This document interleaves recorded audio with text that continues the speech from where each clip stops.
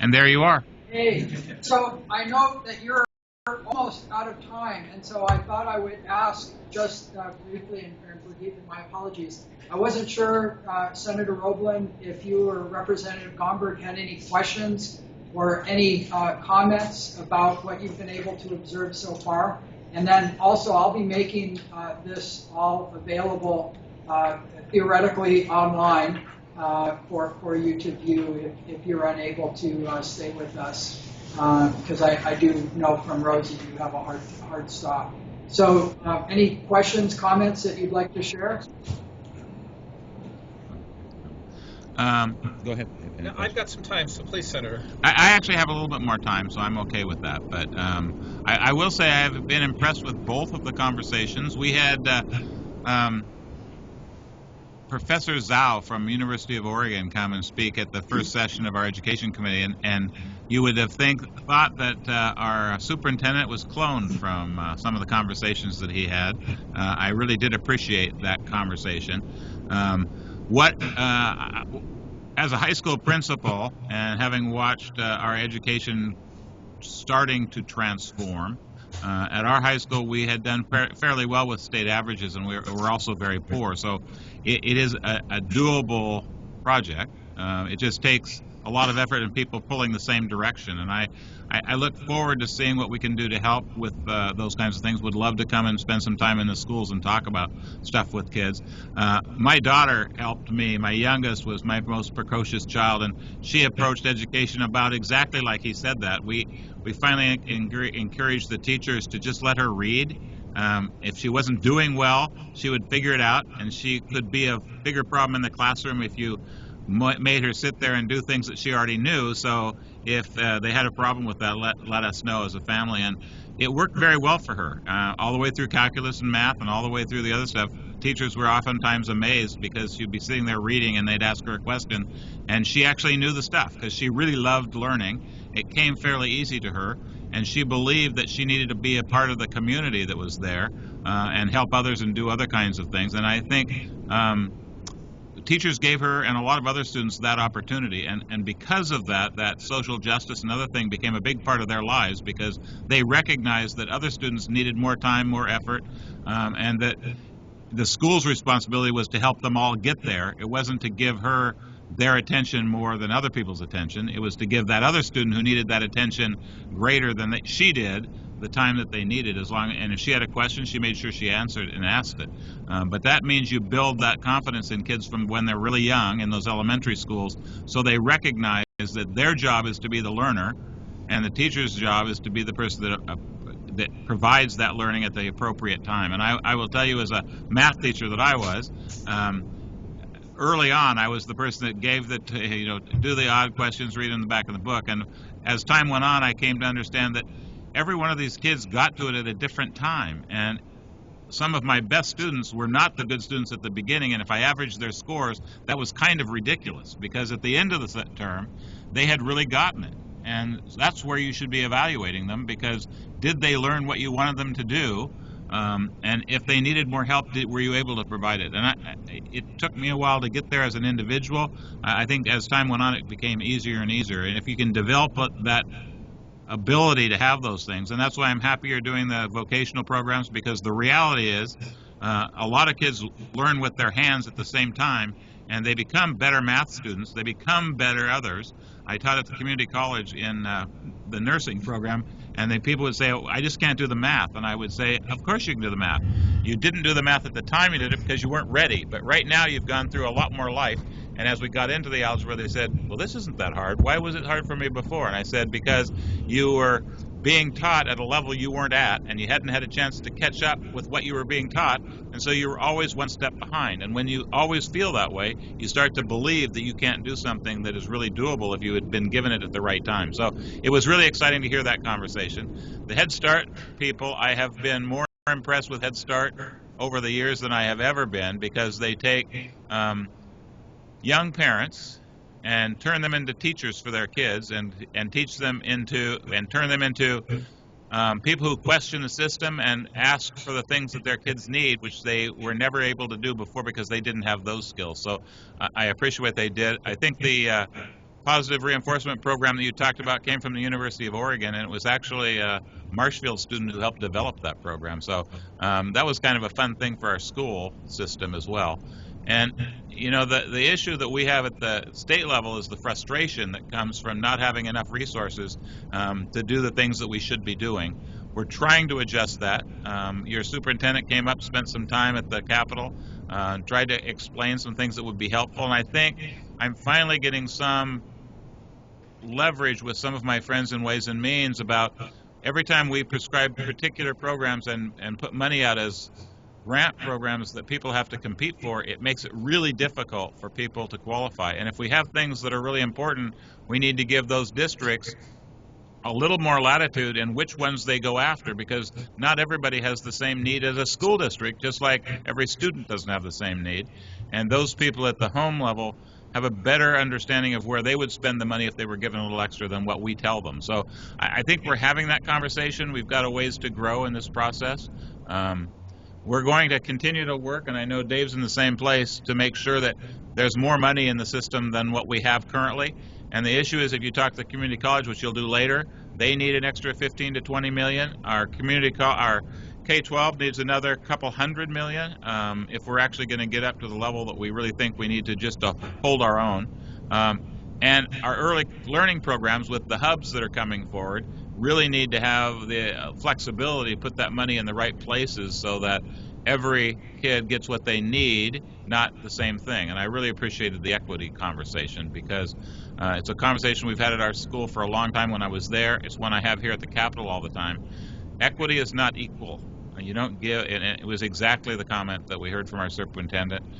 It is what the person needs at the time, not giving everybody the same thing. And you know, I used to have conversations with my teachers that loved to grade on the curve, and I said, so at the end of your term, was there still a curve? And some of them would be very proud that they had a curve at the end, just like they had at the beginning. And I said, so the fact that you had no influence on your class's learning, that you were proud of. And I find that really discouraging as a math person. If you add knowledge into the system, you should skew the curve so that it should look a lot different than it was when you started out. And if you give everybody the same thing, and each of those people come with a different thing, you'll end up with everybody in the same place.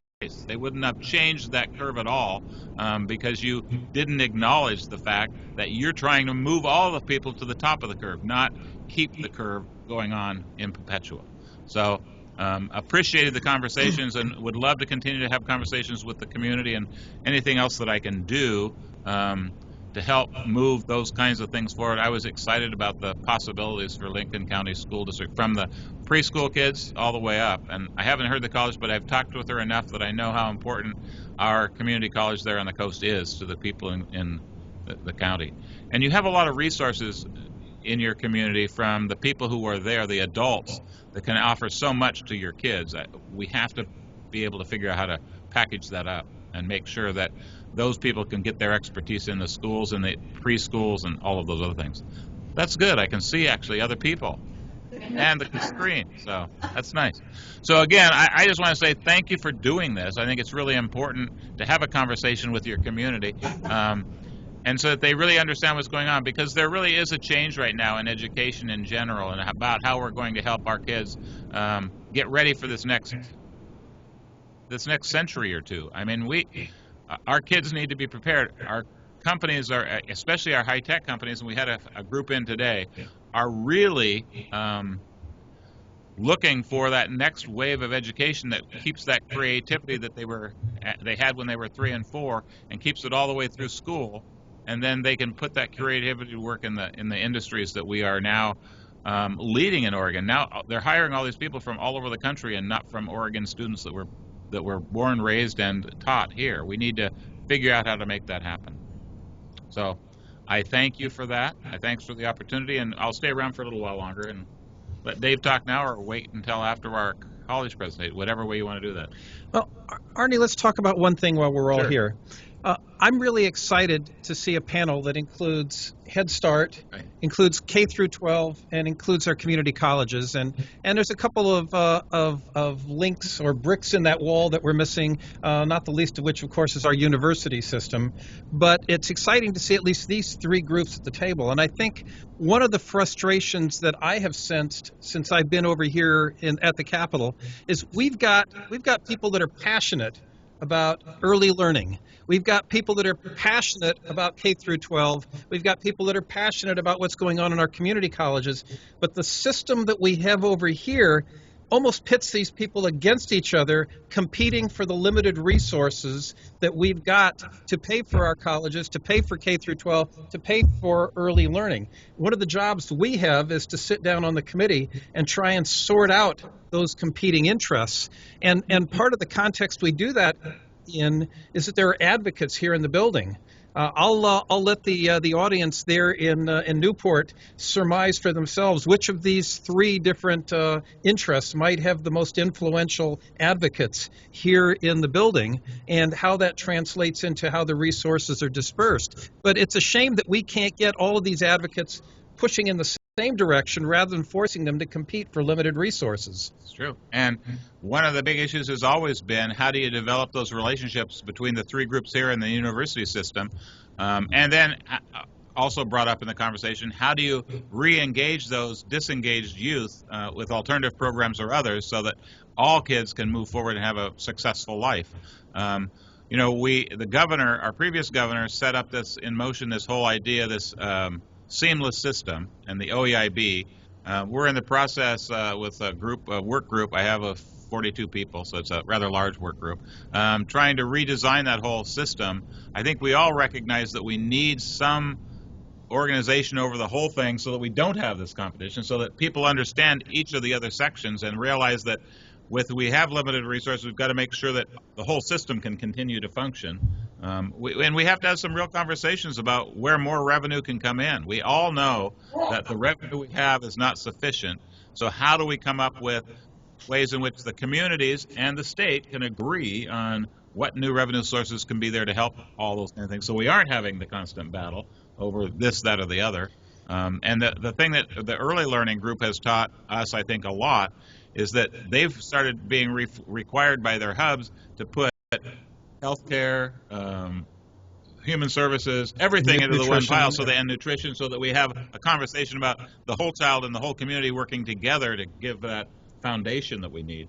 And those are the same other people. Not only are these three groups fighting over the money, but then you've got human services, then you've got corrections, you've got all these others, transportation, all fighting. And that's the hard part, is how do we 90 people act as referees for this whole thing at the end of the day? And that's what we do in Full Ways and Means. Well, and one of the things that we should stress, and I know we're waiting for Brigitte in just a moment, but before you leave, I wanted to stress, we made the active decision here to pass out the K through 12 budget early because school districts around the state were beginning their budgeting process and needed to know, at least at a base level, the minimum amount that they were going to be receiving. And so we passed out that budget at 7.255, but the commitment was that we were going to come back and revisit that and do everything we could to provide more money in the system, because we provided 7.255, but the request is for 7.5 or 7.8. Yeah. And so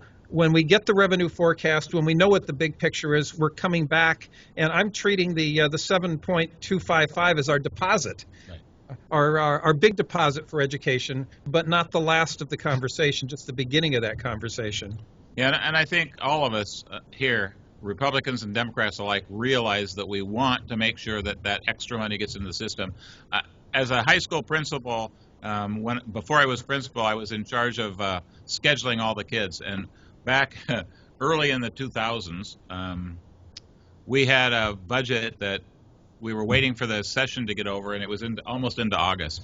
And we'd built our budget. We gathered information from all of our students. We had our 7-period day going. We were really feeling pretty good about it when they told us that this is the amount of money we were going to get, and we couldn't have a 7-period day anymore. So we had a 6-period day in August. And so many of us were in there not able to get a hold of the students. making decisions for every one of their course sections, which one we were taking out, and then trying to build a schedule off of that. And so had they told us at the beginning, early on, that we had this much to work with, we could have at least planned for that. If more had come in, we could have done some other things. I do believe that doing it early is helpful, but as everybody has mentioned here, early is good but inadequate. So we've got to figure out how to get to the adequacy, and we'll work on that.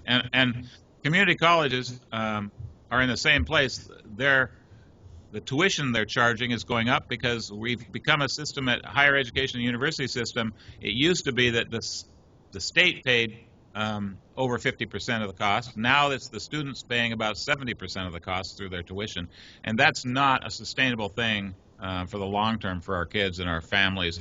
The debt load that they're getting is ridiculous, so we've got to figure out a way to get some more money into that system as well. So I just appreciate having the chance to talk to you, and I look forward to listening a little bit. And if you see me disappear, it's because my staff has come down to make sure that I move on. So They're coming thank to you. take you away, Senator.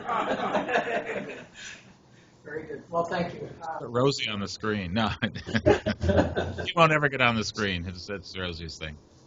Well, just before you go, why don't we all just wait and say happy birthday to this senator? Happy birthday! I do appreciate that.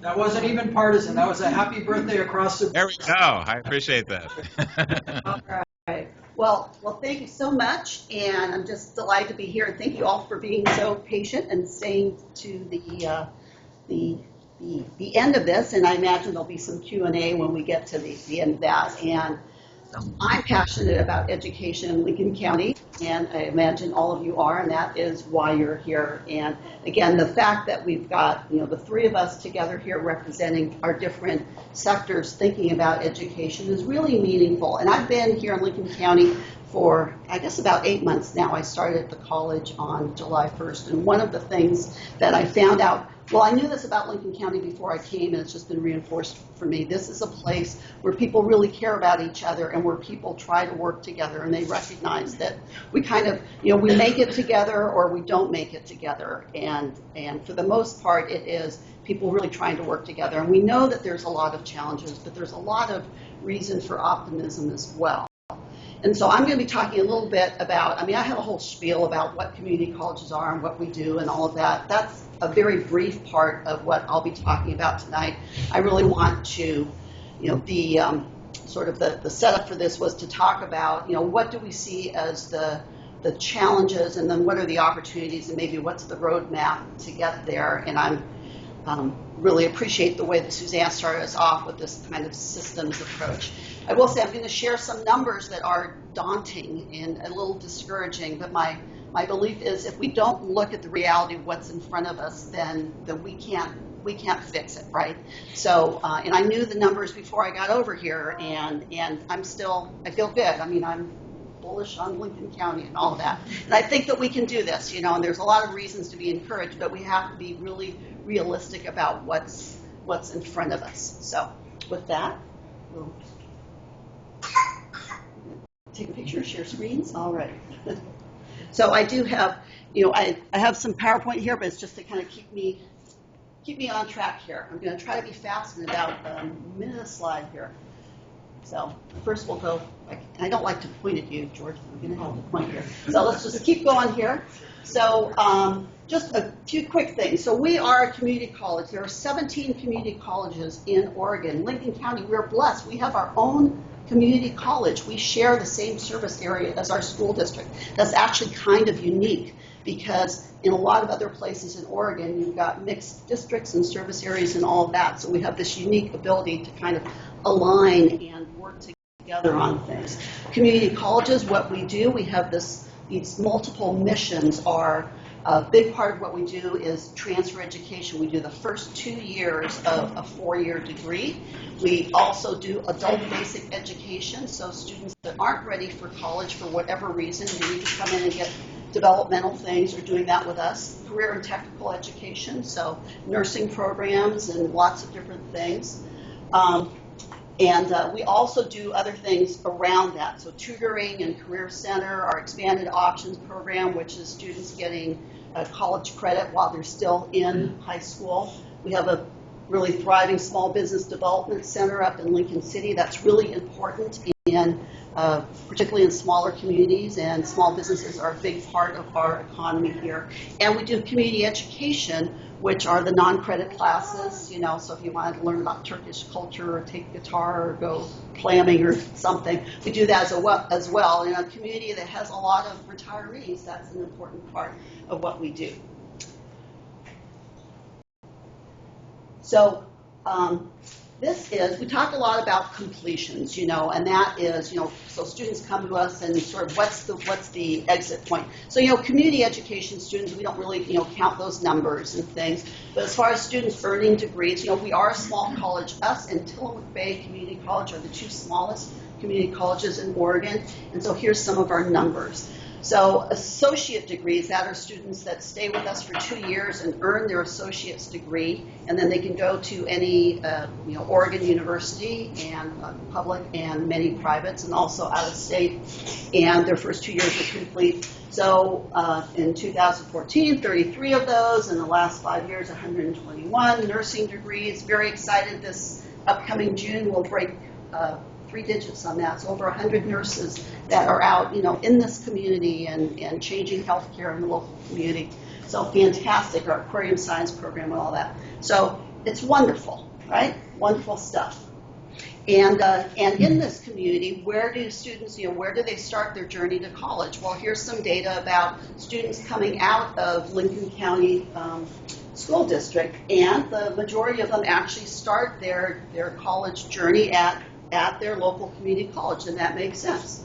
So about 19% of them go on to Oregon Coast Community College, and slightly less. Now this is data from 2004 to 2011. So most of them go to community colleges. So here's the sad number, is that about half of them don't go on, but of the ones that do, so we've got more going to community colleges, most going to Oregon Coast, and then we have about 18% going on to universities. And nationally, we know this, most students, something about like 50% of students that go on to university start their work at a community college. And that's a great thing, right? It's a little more affordable, a little easier access sometimes, and all of that, and it's a great place to start. So that sounds really good, right? We can, and here's our vision and our mission for the college. And shortly after I came on, the college had been working on that, and we had a mission and vision that had been established many years ago. And we went through a process that built on some engagement with the community and also looking internally, and really did some work on this. And this mission statement, which is something we really believe in as a community college, says that what we do is in response to the diverse needs of our community. So our job is to do what our community needs, and then through our programming, we enrich the economic and civic vitality of our community. So we see that's our role, that we look out to our community, that's Lincoln County, what do we need out there? What do students need? What do our residents need? All of that in all sorts of different ways. And as a result of us being here, then the civic and economic and educational life of the county around us should be better as a result of our work. That is our promise to you, and that's why we're here. So when we look internally at ourselves and our graduates and all of that, we are so proud of those nurses and the students that transfer on, or that student that started out and they were working 3 jobs and it took them 4 years, but damn it, they did it, and they are, you know, off at OSU and doing great things. We are so, so proud, so that's great. But our mission is that we have to look out and say, you know, we're supposed to be serving the community, so how are we doing? So next slide on that. So from that perspective, do we have a collective sort of vision for education in Lincoln County? And that was part of what we're talking about here tonight. What is our vision? So rather than each of us sort of individually in our sectors saying, well, you know, so we have our college vision and K through 12 and early learning and all that, but is there a collective one for us? You know, and so might pose perhaps something like this, that every child should have an education enabling them to fulfill their personal potential, along with impacting and building their community around them. Like that might be a statement, something like that we could look at. And from that perspective, well, so how are we doing here in Lincoln County? Is that if that were our vision, how are we doing? How are we at Oregon Coast Community College doing? That's a tough question to ask ourselves, because while we're really proud of all those nurses and the things that we're doing, how are we doing in meeting the community needs? So yes, so we're so proud of the graduates, the transfer students, the nurses, our aquarists that have gone around the world and are working in aquariums and doing amazing things. We have the only program in the United States like that. It's amazing. And we have GED completers. That's fantastic. We have students that are coming to us and they're completing that 1 or 2 courses in English as a second language, and that is a huge, huge deal for them. Fantastic. Small business owners that are making their businesses more successful because they're coming and they're taking 1 or 2 classes to do that. And yet, the truth about us and our situation at Oregon Coast is too many students come to us with big dreams and aspirations about what they want to do with their lives, and they don't finish what they start. And so our sort of data is from term to term of the students that come and start, we lose up to 20% of our students from one term to the next. Okay? So that's a hard number. Now, some of those students is because they are leaving us, they've completed, they're transferring, they're going on and doing something else. But some of them is because they've given up or life has gotten in the way or all of that. So we know that we could be doing more about that. So this is the first thing for us, is that when students stop out, we don't blame the student about that. We always ask, well, what happened there and what can we do? What can we do to keep that student with us? And then we also we're asking the second question, well, who in the community isn't being reached? What should we be doing about that? And so now I'm going to show some numbers about Lincoln County, and that's where it gets kind of painful in terms of educational attainment in Lincoln County. So the first one here has to do with just looking out at our population and where we are. We know Oregon has this very aspirational vision of this 40-40-20, right? That by 2025, everyone in Oregon will have a high school diploma, and then 40% of them will have gone on and had an associate's degree or a certificate, and the other 40% will have gone on and earned a bachelor's degree. So how do we stack up with that in Lincoln County? Well, we're not very close at all, and many of the folks who have the bachelor's and the graduate degrees likely brought them in from elsewhere, right? They're not homegrown in terms of that, and we have a lot of people that perhaps picked up some college along the way that haven't really completed that. And we have folks that don't have the high school diploma or a GED. And we know what a difference that makes in terms of their ability to have a solid economic base for themselves and for their families and for their children. We know what that means in terms of civic engagement and all those kinds of things. So we know that our work is at the college to try to change these numbers. And then we also have to look at the pipeline and sort of where are the students coming to us from, coming through the K through 12 system. And that's another place where we all, and I'm going to say, it's all our numbers. And all these numbers kind of belong to all of us. So when we look at what's happening, what has happened to our students coming through, next slide.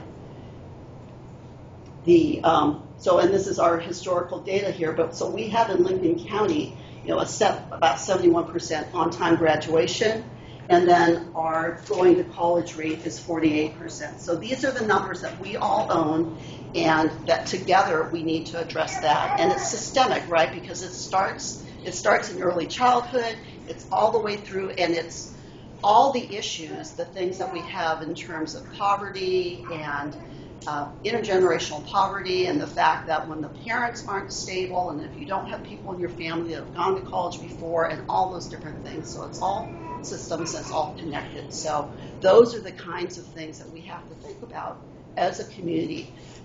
It is not going to be resolved, with these little one-off kinds of solutions. We really have to work at this together.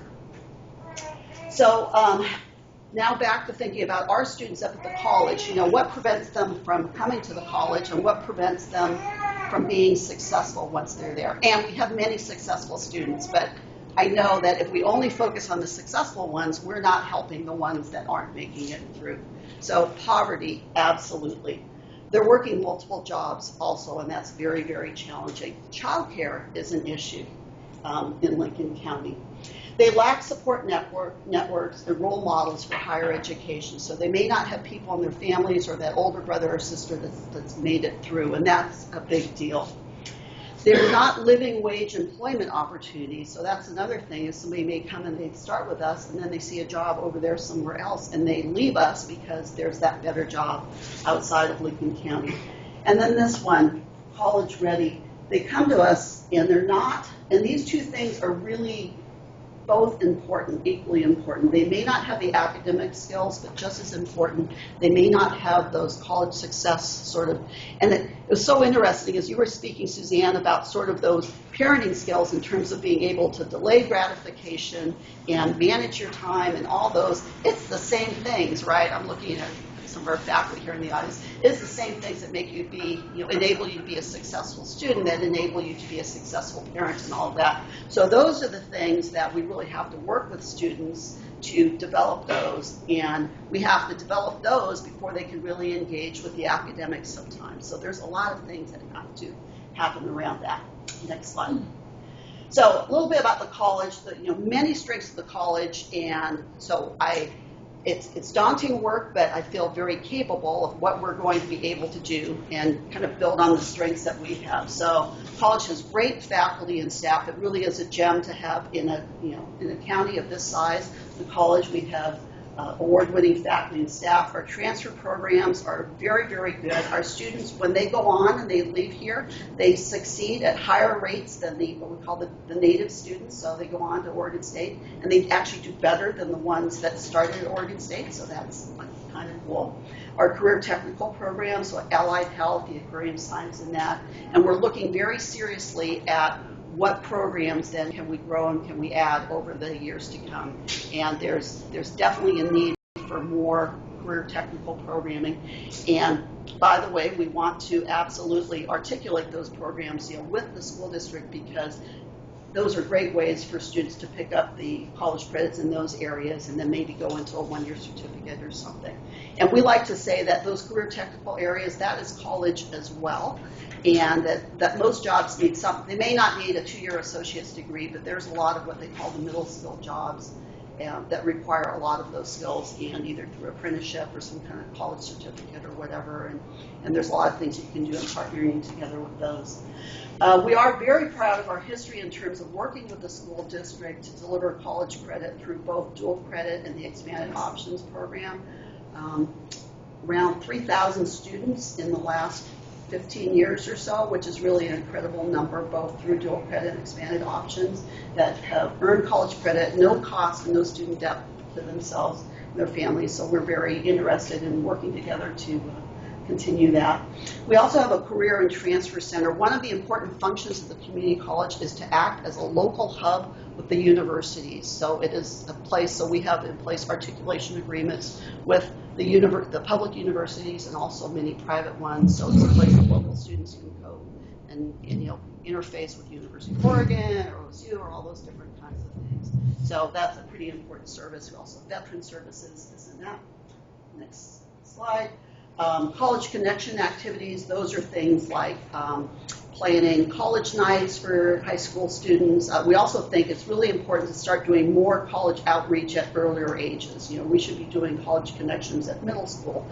We should be doing college connections in elementary school. And you really have to build those things earlier.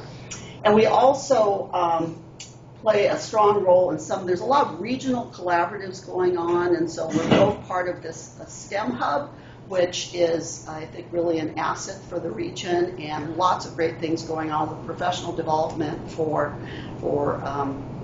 both college faculty, university, and the K through 12 and all of that. That is giving kids a lot of exposure to applied STEM learning activities.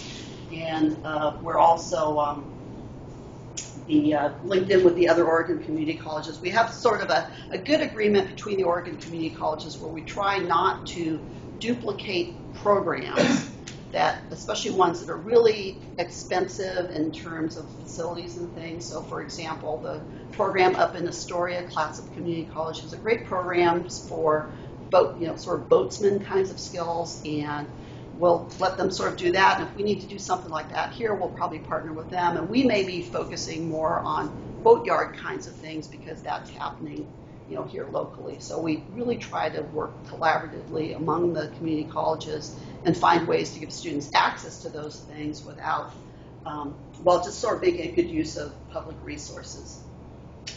So I start out by saying, despite these daunting challenges, I am very optimistic about Lincoln County. We've got a lot going on here. So we've got, we have this incredible sort of learning lab opportunity, and we've got teachers in the school district and at the college taking advantage of this and getting students out there, getting their toes in the water and their hands on the starfish, and learning is happening. And regionally and in the state and nationally, others are recognizing what is happening here in Lincoln County. It's no accident that these other folks are coming in and saying, research and education around STEM should be happening here. We also have pretty incredible quality of life. We've got this county and regional leadership that is committed to collaboration. I think for the most part understands this really integral knitting together of education and vitality of life and economic development, and that it's all really connected and that those things rise and fall together. So we need strong education to attract the workforce to work at the school district and at the college and stay and invest in the community and all those things put together. So we need to take these connected approaches. We are seeing some diversification in our economy. 10 years ago there's an economic study, and then recently there was one that was done, and we are seeing different things happening. So it's not happening quite fast enough, but there are some bright spots in that. The people who live here are very committed to the people in place. The fact that all of you are sitting here on a Wednesday night, 2.5 hours into this discussion, is pretty impressive. And then we do have some systems things going. So Oregon is beginning to reinvest in education. So in the last biennium and then now again. So no, are we getting as much funding as we would like? No, but it is so much better than it was, going back 2 bienniums ago. So we were in a horrendous place in the community colleges and K-12 and all that. So at least we're moving in the right direction. And those really horrendous cuts are behind us. We're also starting to see greater alignment between K-12 and the colleges and the universities. I think that will help us all as we start to line up the curriculum. And the community college level, and I'm sure this is true as well in K through 12, what we're calling high impact practices are really starting to pay off. And those are just the things that we're learning to do that are showing results. So we've moved from a place of saying, we have this problem, let's pilot this and pilot that, and maybe we'll get a result. We actually know what works. And so now it's a question of scaling those up. So 2 particular areas for community colleges. One is completions, and another is sort of cracking the nut of what we'll call developmental or underprepared students. So the first one, completions. So next slide. So this is all Oregon community colleges, but this has to, so we had these dreaded things called achievement compacts, which was tracking the extent to which let's see, these are associate degrees awarded in community colleges and certificates in Oregon Transfer Module and adult high school diplomas and GEDs. These are all awarded through community colleges. So you really see a very nice uptick on that. So it's absolutely progress. So that means that we are moving the dial on getting students in the door and keeping them with us until they finish. So are we getting as far as is our work done? No, absolutely not. We need to do more, but this is really meaningful progress over that 2-year cycle. And then the other one is that nationally, also here in Oregon, walking in the door at community colleges, something like, what's the numbers? It's about 50% are not at college level in writing, and something like 65% are not at college level in math when they come to start, which is really disheartening. And those numbers haven't budged much, but what we have been able to do is reduce the amount of time that they're spending in remediation, and so getting them out of remediation, having them successful in the getting them into the college level class sooner. So that's the next slide. So math is hard, we see that. So, but we have gone from 20% up to almost 40%, and then here on writing. So these are some of the metrics that we look at within the community college world in terms of, are we really making progress on the numbers that count for students? Next slide. And so some more things, some opportunities that we see ahead. So STEM is definitely happening here.